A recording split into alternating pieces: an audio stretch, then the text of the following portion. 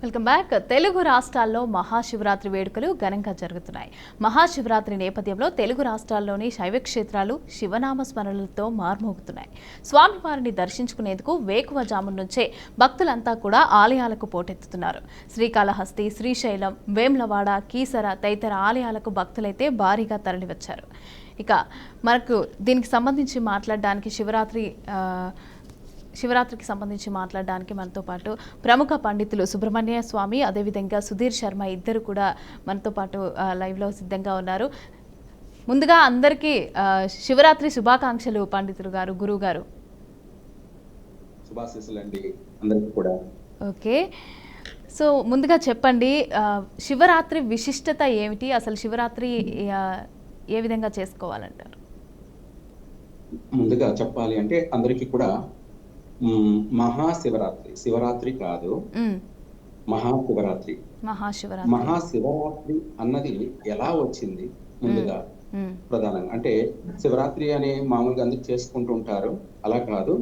మహాశివరాత్రి అనగా సాక్షాత్తు పరమేశ్వరుడు ఆ యొక్క మహేశ్వరి అంటే మహాకాళి అయినటువంటి మహాకాళిని చేసుకోవడం వల్ల మహాశివరాత్రి అయింది. అది ప్రజలకందరికీ తెలియచేయాలి కదా.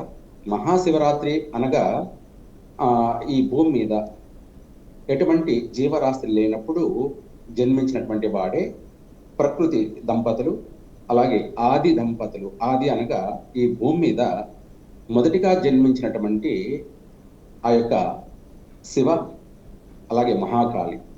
అయితే ఇందులో వీరిద్దరిలో కూడా ఈ యొక్క మహాశివరాత్రి అని రావడానికి కారణం ఏమిటంటే వివాహం. ఆ వివాహ తంతే ఈ యొక్క మహాకాళి పరమేశ్వరుడు.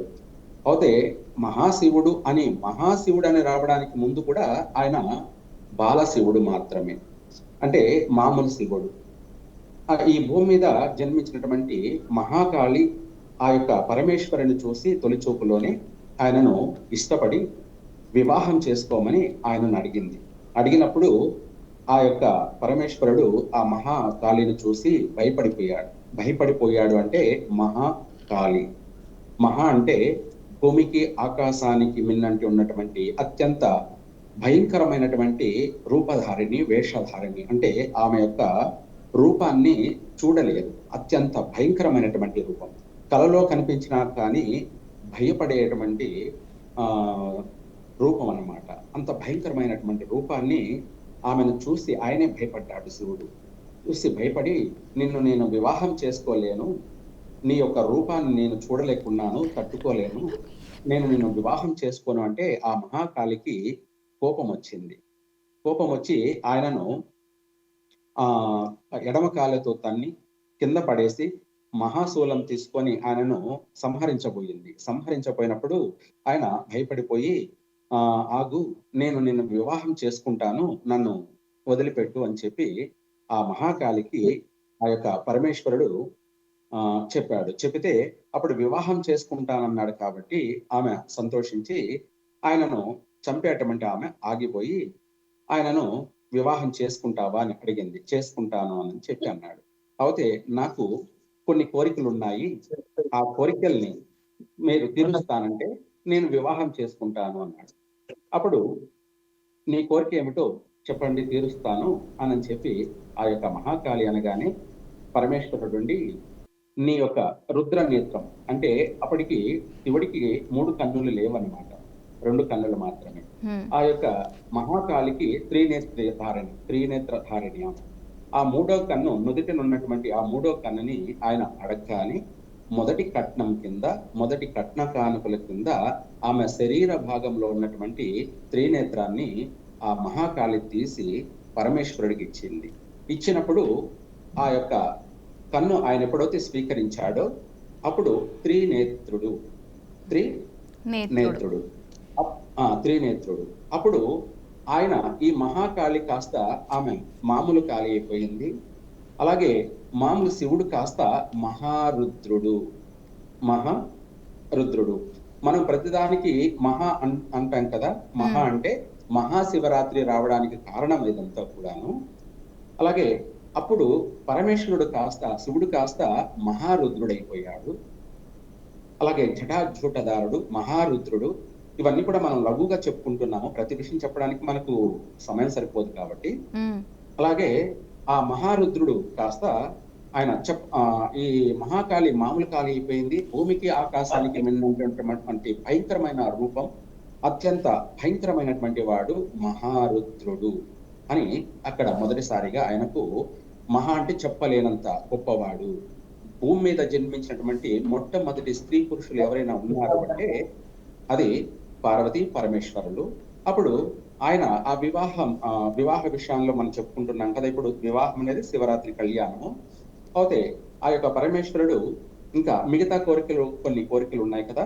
వాటిల్లో ఆమె త్రిశూలము, ఆమె యొక్క సర్పాలు అంటే వాసుకి సర్పం కావచ్చు, ఆమె కంకణాలు, చేతి కంకణాలు, కాళ్ళ గజ్జలు, ఇవన్నీ మలతాడు, ఆమె కూడా యజ్ఞోపవీతము, అలాగే అన్ని కూడాను సర్పావే ఆమెకు ఆభరణాలు. వాటినే నాగాభరణాలు అంటారు. హ్మ్. ఇప్పుడు మనం ధరిస్తున్నటువంటి ఆభరణాలన్నీ కూడాను ఆ యొక్క మహాశివుడు కానీ అలాగే మహాకాళి కానీ ధరించినటువంటి వస్తువులే, ఆ సర్పాలే, నాగాభరణాలే. ఇప్పుడు మనం ధరించేటువంటి కాళ్ళ పట్టీలు కానీ, మాంగల్య ధారం కానీ, గాజులు కానీ అన్ని కూడాను అవన్నీ నాగాభరణాలే. హ్మ్. అలా అవన్నీ కూడా స్వీకరించేశాడు.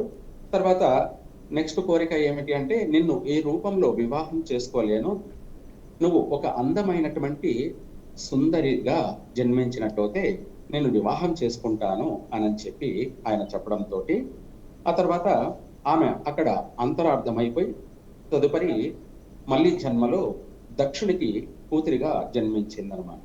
దక్షునికి కూతురిగా అనగా సతీదేవి అనే పేరుతో నామధేయంతో జన్మించింది. అది రెండో జన్మ.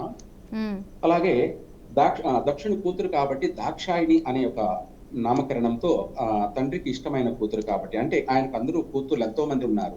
హ్మ్. మనం వాడుతున్న ఇప్పుడు తిథులు, పాడ్యమి, విధియ, తదియ, చవితి, ఇవన్నీ తిథులు కానీ, కరణాలు కానీ, యోగాలు కానీ, నక్షత్రాలు, 27 నక్షత్రాలు. నక్షత్రాలు అంతరిక్షంలో ఎన్నో ఉంటాయి, కోట్లు. కానీ 27 నక్షత్రాలు కానీ, అందులో చివరిగా జన్మించినటువంటి స్త్రీ ఎవరన్నా ఉన్నారంటే దాక్షాయిని. ఆమె జన్మించి మళ్ళీ ఆయనను ఇష్టపడి వివాహం చేసుకునింది.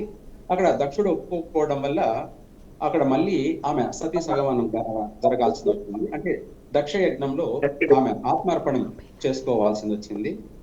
ఆ తదుపరి ఆత్మార్పణం తర్వాత ఆమె మరలా పర్వతరాజుగా పార్వతీదేవిగా జన్మించింది. హ్మ్. ఆ తర్వాత ఆమె దేవిగా జన్మించి ఆయనను ఇష్టపడి మళ్ళీ మూడో జన్మలో శివ దీక్ష అని తపస్సు చేసి ఆ శివ దీక్ష అనే పంచాక్షరి మొదటి మంత్రం ఆమె ఓం నమ శివాయ అనే పంచాక్షరి మంత్రాన్ని అమ్మవారి మొదటిసారిగా వెలువడినటువంటి మంత్ర జపం. ఆ యొక్క మంత్ర దీక్ష తపస్సు చేసి ఆమె ఆ యొక్క పార్వతీదేవిని వివాహం ఆడడం జరిగింది. ఆ రోజు వివాహం ఆడిన దాన్ని మనకు మహాశివరాత్రి పర్వదినంగా ఆ యొక్క రాత్రి అంతా కూడా పార్వతీ పరమేశ్వరుల యొక్క వివాహము, కళ్యాణము, అలాగే వాళ్ళ యొక్క సంగమ కలయిక, ఇవన్నీ కూడా కార్యక్రమాలన్నింటినీ కూడా మనం శివరాత్రి రోజు కళ్యాణం జరుపుకుంటాము. ఈ శివరాత్రి పార్వతీ పరమేశ్వరుల యొక్క కళ్యాణము, అలాగే భూమి మీద సృష్టికి వీళ్ళిద్దరే సంగమానికి ఆది దంపతులు. సృష్టి క్రమం అన్నమాట. వాళ్ళిద్దరి కలయికే ఈ భూమి మీద సృష్టి జరుగుతూ ఉంటుంది. అంటే మనుషులు కానీ, సకల జీవరాశులు కానీ, జంతు జీవరాశులు కానీ, అనేకమైనటువంటి సృష్టి క్రమం అనేది జరుగుతూ ఉంది.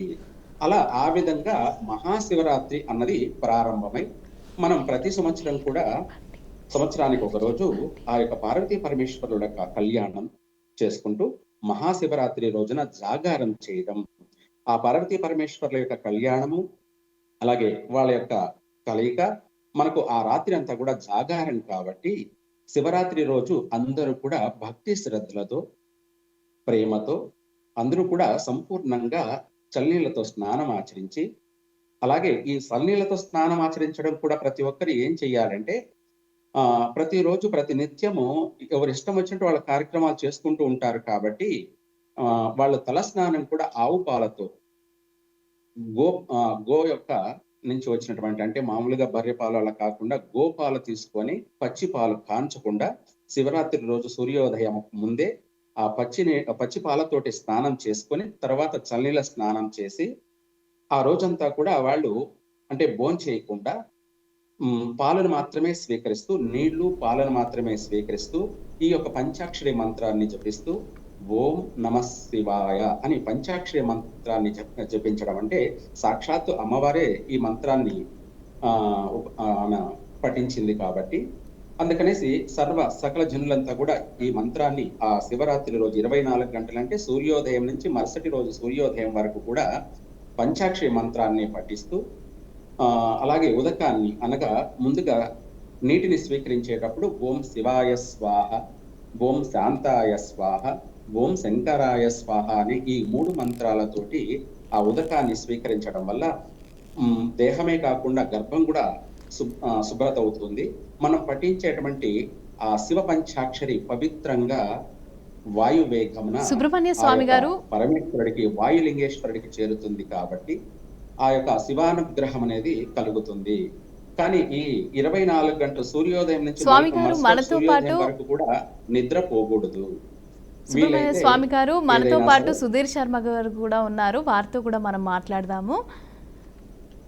సుధీర్ శర్మ గారు మీరు మాట్లాడండి. విశిష్టతకి సంబంధించి అయితే మనకు సుబ్రహ్మణ్య స్వామి గారు చెప్పారు. సో ఈ రోజు ఏ విధమైనటువంటి అభిషేకాలు చేయాలి, ఏ విధంగా చేయాలి, దానికి సంబంధించి మీరు చెప్పండి.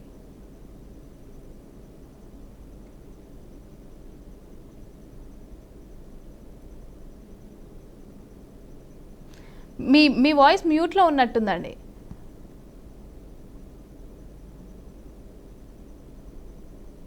సుధీర్ శర్మ గారు మీ వాయిస్ మ్యూట్లో ఉన్నట్టుందండి. అందరికీ మహాశివరాత్రి శుభాకాంక్షలు. మహాశివరాత్రి శుభాకాంక్షలు. శివరాత్రి మహాశివరాత్రి అనేటువంటి విషయానికి వస్తే చాలా రకాల కథలు నానుడిలో ఉన్నాయి. లింగోద్భవ కాలం జరిగినటువంటి రోజునే మహాశివరాత్రి అని, అలాగే ఇందా గురువు గారు చెప్పినట్టుగా పార్వతీ అమ్మవారిని పరమేశ్వరుడు కళ్యాణం చేసుకున్నటువంటి రోజునే మహాశివరాత్రి అని, బ్రహ్మ విష్ణువుకి యుద్ధం జరుగుతున్నటువంటి సమయంలో వారి యుద్ధానికి ప్రపంచమంతా కూడా తాళలేక తట్టుకోలేక బాధపడుతున్నటువంటి సమయంలో మునులు, ఋషులు, మానవులు అందరూ కూడా పరమేశ్వరుని ప్రార్థిస్తే పరమేశ్వరుడు మాఘ బహుళ త్రయోదశి చతుర్దశి కలిగినటువంటి రోజున అర్ధరాత్రి 12 గంటలకు ఆ పాతాళ లభస్థలం అని అగ్నిస్తంభ రూపంలో బ్రహ్మ విష్ణువుకి యుద్ధం జరుగుతున్నటువంటి మధ్యప్రదేశంలో వెలయగా ఆ బ్రహ్మ విష్ణువు మేమంటే మేము గొప్ప అని చెప్పి పోటీ పడుతున్నటువంటి సమయంలో ఆ యొక్క మహాశివుడు నా మొదలు నా చివర ఎవరు చూస్తారో వాళ్ళు ఈ యుద్ధంలో గెలిచినట్టుగా ప్రకటిస్తాను అని చెప్పిన తర్వాత పరమేశ్వరుడు చెప్పిన ఆ విషయాన్ని గమనించిన బ్రహ్మ విష్ణువు ఇద్దరు కూడాను విష్ణుమూర్తి స్వామి వారి పాదభాగాన్ని చూద్దామని చెప్పి ప్రయాణం ప్రారంభించారు. అలాగే బ్రహ్మదేవుడు స్వామి వారి ముఖ భాగాన్ని చూద్దామని చెప్పి ప్రయాణం ప్రారంభించారు. ఆ మహావిష్ణువు పాతాళ లోకానికి వెళ్తున్నారు. ఎంత దూరం వెళ్ళినా ఆయన మొదలు ఎక్కడో ఆయన కనబట్టలేదు. ఈ బ్రహ్మదేవుడు ముఖరూపం చూద్దామని చెప్పి ఆకాశ మార్గంలో ప్రయాణం చేస్తుంటే ఆయనకి ఎంతసేపు ప్రయాణం చేసినా కూడా విసుగుపుడుతుంది. ఆయన ముఖరూపం ఎక్కడ చివర ఉన్నది అనేటువంటిది కూడా తెలియని పరిస్థితుల్లో పైనుంచి ఒక మొగల పువ్వు రాలుతుంది. దాన్ని చూశారు. ఎక్కడి నుంచి వస్తున్నావయ్యా? నేను పరమేశ్వరుడి శిరస్ భాగంలో ఎవరో ఒక భక్తుడు పెడితే అక్కడి నుంచి కిందకి జారుతున్నాను అని చెప్పి చెప్పగా ఆ మొగలి పువ్వు ఈ విధంగా చెప్పిన తర్వాత బ్రహ్మదేవుడు నేను విష్ణుమూర్తి ఇద్దరం పోటీ పడ్డాం. ఆయన ముఖ భాగాన్ని ఒకడు చూస్తాం, మొదటి భాగాన్ని ఒకడు చూస్తామని చెప్పి, కాబట్టి నేను ఆయన ముఖ భాగాన్ని చూడలేకపోతున్నాను. ఎంత దూరం ప్రయాణం చేసినా కూడాను అంత్యము ఆది అనేటువంటిది ఆది మధ్యాంతరహితుడైనటువంటి ఈశ్వరుని ఎక్కడ నేను కనుక్కోలేకపోతున్నాను. కాబట్టి ఆయన ముఖ భాగాన్ని నేను చూశాను అని చెప్పి నువ్వు నాకు సాక్ష్యం చెప్పు అని చెప్పి అడిగారట మొగలి పువ్వుని. మొగలి పువ్వు సరే అంది. కొంచెం దూరం ప్రయాణం చేసిన తర్వాత ఒక సాక్ష్యం చెల్లదు, రెండో సాక్ష్యం కూడా కావాలి. కాబట్టి కామధేనువు గోమాత అటువైపు వస్తూ ఉంటే కామధేవుని అడిగారట బ్రహ్మగారు, నువ్వు కూడా చెప్పాలి, నేను శివుడి ముఖభాగాన్ని చూసినట్టుగా సాక్ష్యం చెప్పాలి అన్నట్ట. సరే అని చెప్పి బ్రహ్మదేవుడు అడిగాడు కదా, చేసేదేమిటని చెప్పి ఆ మొగలి పువ్వు, కామధేనువు, బ్రహ్మ ఈశ్వరుడి దగ్గరకు వచ్చారు. విష్ణుమూర్తి ఓడిపోయి ఈశ్వరుడి దగ్గరకు వచ్చాడు. అయ్యా నేను ఓడిపోయాను, మీ పాదభాగాన్ని చూడలేకపోయాను, కాబట్టి నన్ను క్షమించండి అని చెప్పారుట. అందులో బ్రహ్మ మాత్రం నేను నీ ముఖ భాగాన్ని చూశాను, కావాలంటే మొగలి పువ్వుని సాక్ష్యం అడగండి అన్నారట. మొగలి పువ్వు అంతడా చూశాడు బ్రహ్మదేవుడు చూశాడు మీ ముఖ భాగాన్ని అని చెప్పి అబద్ధం చెప్పింది మొగలి పువ్వు. అంతడా కామదేవుని అడిగారు, మరి చూశారా బ్రహ్మ అంటే, గోమాత ముఖంతో అవునని తోకతో కాదు అని చెప్పి సమాధానం చెప్పింది. అన్నీ తెలిసినటువంటి పరమేశ్వరుడు బ్రహ్మదేవుడి, అయ్యా బ్రహ్మవి సృష్టికర్తవి, నువ్వే అబద్ధాలు చెప్తే ఎలా, కాబట్టి నీకు భూలోకంలో ఎక్కడ దేవాలయాలు ఉండవు గాక అని చెప్పి శపించారుట ఆ యొక్క మహా శివుడు. అంతటా మొగలి పువ్వును చూశారు, అరే నువ్వు కూడా అబద్ధం చెబుతావా అని చెప్పి నిన్ను ఎవరు ఏ దేవతా పూజ కూడా వాడరు అని చెప్పి శపించారట మొగలి పువ్వుని. అందులో మొగలి పువ్వు, అయ్యా ఇంత సుగంధ పరిమళాలతో పుట్టాను, నువ్వు ఇచ్చినటువంటి జన్మే నేను ఎవరికి సార్థకత లేకపోతే ఆ జన్మకి ఎక్కడ పరమార్థం ఉంటుందని చెప్పి అడుగుతూ ఉంటే, ఎవరైతే మహాశివరాత్రి రోజున నాకు పూజ చేయడానికి పందిరి వేస్తారో ఆ పందిరి మొదటి భాగంలోనూ ఉంటావు, అదే నీకు ఆనందదాయకంగా ఉంటుంది, జన్మకి చరితార్థం పొందుతావు అని చెప్పి వరాన్ని ఇచ్చారుట ఆ పరమేశ్వరుడు. అందులో కామధేనువు చూశారు, అరే నువ్వు ముఖ భాగంతో కాదు అని చెప్పి అవునని చెప్పావు, తోక భాగంతో కాదు అని చెప్పావు, కాబట్టి నిన్నందరూ కూడాను నీ పృష్ఠ భాగాన్ని తోక భాగాన్నే పూజిస్తారు అని చెప్పి పరమేశ్వరుడు కామధేనువు చెప్పారుట. ఆ అర్ధరాత్రి 12 గంటలకు అగ్నిస్తంభ రూపంలో పరమేశ్వరుడు ప్రపంచంలో మొట్టమొదటిసారిగా అరుణాచలంలో అగ్నిస్తంభ రూపంలో పరమేశ్వరుడు లింగ రూపంలో ఉద్భవించారుట. దాన్నే లింగోద్భవ కాలం అంటాం. అర్ధరాత్రి 12 గంటలకి జరిగింది. అందుకనే మనం చూడండి, అరుణాచలంలో ఉండేటువంటి లింగాన్ని కూడా అగ్నిలింగం అంటాం. ఆ తదుపరి మిగిలిన పంచభూత లింగాలు, వాయులింగం, జలలింగం, పృథ్వీలింగం, ఆకాశలింగం, ఇలా పంచభూత లింగాలు, జ్యోతిర్లింగాలు, ఆ తదుపరి పంచారామాలు, ఇలా విశిష్టమైనటువంటి దేవాలయాలన్నీ కూడాను మన భూమి మీద రావడం అనేది జరిగింది. మొట్టమొదటిగా అరుణాచలంలో మాత్రమే పరమేశ్వరుడు లింగ రూపంలో, అగ్నిస్తంభ రూపంలో, ఇప్పటికి కూడా మనం దేవాలయం ముందు నిలిచి ఉంటే లోపల నుంచి వేడి గాలులు వస్తూ ఉంటాయి మనకి ఆ స్వామివారి దగ్గర నుంచి. ఎక్కడ మన శ్రీకాళహస్తిలో కనుక స్వామివారి శివలింగంలోంచి గాలి వస్తూ ఉంటే దీపం ఎలా తొణికిసలాడుతూ ఉంటుందో, అలాగే అగ్నిలింగం నుంచి అగ్ని తత్వం కూడా మనకి బయటికి వస్తుంటుంది. కాబట్టి అర్ధరాత్రి పూట ఏ రోజునైతే లింగోద్భవ కాలం జరిగిందో దాన్నే మహాశివరాత్రి అని చెప్పుకోవడం కూడా జరుగుతూ ఉంది. ఈ మహాశివరాత్రి రోజున ఎవరైతే సూర్యోదయానికి ముందుగా నిద్రలేచి స్నాన సంధ్యావందనాలు అనుష్ఠానం చేసుకొని పరమేశ్వరుణ్ణి మృత్తికాలింగం అంటారండి, అంటే పార్థివలింగం అంటాం. మట్టితో శివలింగం తయారు చేసి దాంట్లో కొద్దిగా పసుపు, కుంకుమ, విభూది, పాలు, పెరుగు, నెయ్యి, తేనె, పంచామృతాలు అన్ని కూడా కొద్దిగా చేసి ఎవరైతే మట్టితో శివలింగం తయారు చేసి పరమేశ్వరుడు నెత్తిన కొద్దిగా నీళ్లు పోసి హరహర మహాదేవ శంభో శంకర అని చెప్పి పిలుస్తూ ఉంటారో, బోళా శంకరుడు అని చెప్పి చూస్తూ ఉంటాం. పరమేశ్వరుడికి ఏం కావాలి, నీళ్లు నెత్తిన పోసి శివ శివ హరహర అంటే చాలు ఎవరినైనా అనుగ్రహిస్తాడు, అంతటి బోళా శంకరుడు. మనం చూసుకున్నట్లయితే పరమేశ్వరుడు చరిత్రలో ఏ దేవతా చరిత్రలో కూడా లేనటువంటి ఒక విశిష్టత పరమేశ్వరుడు చరిత్రలోనే ఉంటుంది. ప్రతి ఒక్క రాక్షసుడికి అందరికీ వరాలిచ్చి ఆయన నెత్తిన ఆయనే చేయబెట్టుకునేటువంటి పరిస్థితి వరకు తెచ్చుకున్నటువంటి అతి బోళా శంకరుడు ఎవరు అంటే ఆ పరమేశ్వరుడే. అలాంటిది ఓం నమః శివాయ అనేటువంటి పంచభూతాలకి సంబంధించినటువంటి ఈ పంచాక్షరి మంత్రాన్ని ఎవరైతే జపం చేస్తారో, ఎవరైతే శివరాత్రి రోజున ముఖ్యంగా జాగరణ చేస్తారో, ఎవరైతే ఉపవాసం ఉంటారో వారికి పరమేశ్వరుడు అనుగ్రహం కూడా కలుగుతుంది. ఈ ఉపవాసం చేయడానికి, జాగరణ చేయడానికి కూడా చిన్న కథ కూడా ఉంది శివపురాణంలో. ఒక వేటగాడు ఒక పొద్దున్నే లేచి శివరాత్రి రోజున ఒక వేటాడదాం పావురాని అని చెప్పి వెంటాడుతూ ఉంటే ఈ పావురమేమో భయంతో ఒక చెట్టు తొర్రలో దాక్కుని ఉంది. ఆ చెట్టు తొర్రలో ఒక ఆడపావురం ముందుగానే ఉంది. వేటగాడికి ఒక ధర్మం ఉంటుంది, జంటగా ఉన్నటువంటి పక్షులు ఎక్కడా కూడా వేటాడకూడదు అనేటువంటి ధర్మం ఉంది. కాబట్టి అది ఎప్పుడు బయటకు వస్తుంది, నేను ఎప్పుడు వేటాడాలి అని చెప్పి పట్టుదలతో ఆకలి వేస్తున్నా సరే ఆ చెట్టు ఎదురుగానే నిల్చొని ఉన్నాడు. అంతటా ఆ పక్షి మాత్రం నేను బయటకు వస్తే వేటగాడు నన్ను వేటాడేస్తాడు, నాకు మరణం పొందుతాను అనే భయంతో, ప్రాణ భయంతో ఆ చెట్టు తొర్రలోనే ఆ పావురం కూడా దాక్కొని ఉంది ఆడపావురంతో. అంతటా ఉదయం నుంచి మధ్యాహ్నం అయింది, మధ్యాహ్నం నుంచి సాయంత్రం అయింది, సాయంత్రం నుంచి రాత్రి అయింది, రాత్రి నుంచి తెల్లవారింది, తెల్లవారిన తర్వాత పోయేవాడికి విసుగు పుట్టేసి ఇంటికి వెళ్ళిపోయాడు. ఆ పావురమేమో ప్రాణభయంతో నిద్రపోలేదు, ఏమీ తినలేదు. వేటగాడేమో దాన్ని వేటాడాలి అనేటువంటి ఒక లక్ష్యంతో ఏమీ తినకుండా నిద్రపోకుండా రాత్రంతా కూడా జాగారం చేశాడు. ఆ రోజంతా ఉపవాసం చేసిన కారణం చేత వారిద్దరికి కూడా మరణానంతరం కైలాసం నుంచి దూతలు వచ్చారు వారిద్దరిని తీసుకెళ్ళడానికి. వాళ్ళ అవసరాల కోసం, ప్రాణ రక్షణ కోసం వాళ్ళు ఉపవాసం చేసి జాగరణ చేసినటువంటి చిన్న పనికే పరమేశ్వరుడు మెచ్చుకొని వాడిద్దరు కైలాసం నుంచి దూతల్ని పంపించారు. అంటే శంకరుడు గురించి, శంకరుడి అనుగ్రహం గురించి ఎన్ని మాటల్లో చెప్పినా కూడా చాలా తక్కువగానే అనిపిస్తుంది.